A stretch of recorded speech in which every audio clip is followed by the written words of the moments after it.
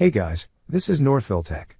In this video, we're gonna learn how to enable automatic dividend reinvestment in Stash. If you don't have a Stash account, we will put our affiliate link in the description below for you to sign up and get $20 of stock after you fund your account.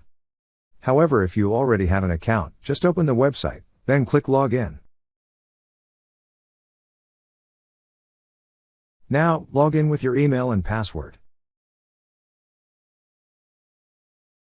Once you're logged in, you will see a profile icon at the top right side of the screen. Click on the profile icon. On this page, you will see several tabs on the left side menu. Click on the tab that says Dividend Reinvestment Program.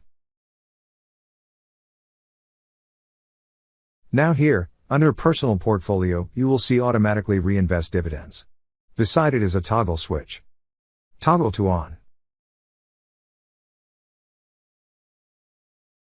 Then the toggle switch will turn blue, which means automatic dividend reinvestment is enabled.